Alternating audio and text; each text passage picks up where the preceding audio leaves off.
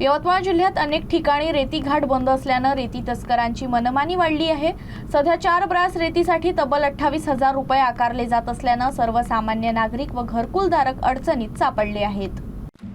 यवतमाळ जिल्ह्यात रेती तस्करीचा प्रश्न गंभीर बनला आहे। एकीकडे प्रशासन घरकुल योजनेतील बांधकाम पूर्ण करण्यासाठी दबाव टाकत असताना दुसरीकडे आवश्यक असलेल्या रेतीच्या अवैध विक्रीवर नियंत्रण ठेवण्यात अपयश येत आहे। वाढत्या दरांमुळे अनेक गरीब कुटुंबांची घरबांधणी रखडली आहे। अधिकृत रेती घाट बंद असतानाही अवैध विक्री सुरू असून तस्कर मनमानीची दर आकारत आहे। या पार्श्वभूमीवर नागरिकांमध्ये संताप व्यक्त होत असून प्रशासनाने तात्काळ कठोर कारवाई करावी अशी मागणी होत आहे।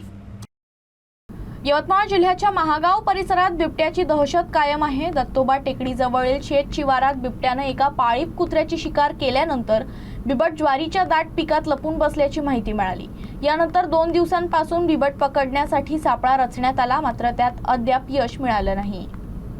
महागाव तालुक्यातील दत्तोबा टेकडी परिसरात बिबट आढळल्यानं भीतीचं वातावरण निर्माण झालं। शेतकरी दीपक नरवाडे यांच्या पाळीव कुत्र्याचा मृतदेह आढळल्यानंतर तपासात बिबट असल्याचं स्पष्ट झालं। जवळील ज्वारीच्या शेतात बिबट लपून बसलेला दिसताच वन विभागाला कळवण्यात आलं। रेस्क्यू पथकानं मोठ्या प्रमाणावर शोध मोहीम राबवली, मात्र बिबट निसटण्यात यशस्वी झाला। या घटनेनंतर शेतकऱ्यांमध्ये भीतीचं वातावरण असून वन विभागानं सतर्क राहण्याचे आवाहन केले आहे।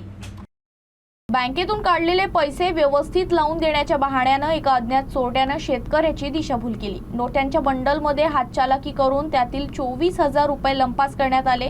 घाटंजी तालुक्यातील करंजी येथील महाराष्ट्र ग्रामीण बँकेत ही घटना घडली। पांढरकवडा तालुक्यातील करंजी येथील महाराष्ट्र ग्रामीण बँकेत हातचलाकी करून शेतकऱ्याची 24,000 रुपयांची फसवणूक झाल्याची घटना उघडकीस आली। हनुमान विठ्ठल मिलमिले हे बँकेत आले असताना एका अज्ञात व्यक्तीनं नोटा व्यवस्थित लावून देण्याचा बहाणा करत त्यांच्या हातातील 49,000 रुपयांची रक्कम हाती घेतली। नोटांचे बंडल खालीवर करण्याच्या नावाखाली आरोपीनं अत्यंत शिताफीनं 24,000 रुपये लंपास केले। काही वेळानं रक्कम मोजली असता पैसे कमी असल्याचं लक्षात येताच मिलमिले यांनी तात्काळ पोलिसांकडे धाव घेतली। या प्रकरणी पांढरकवडा पोलिसांनी अज्ञात आरोपी विरुद्ध भारतीय न्याय संहितेच्या कलमा अंतर्गत गुन्हा दाखल केला असून पुढील तपास सुरू आहे। यवतमाळ जिल्ह्यात मार्च महिन्यात झालेल्या अवकाळी पाऊस, गारपीट व वादळी वाऱ्यामुळे शेत पिकं व घरांचं मोठं नुकसान झालं आहे।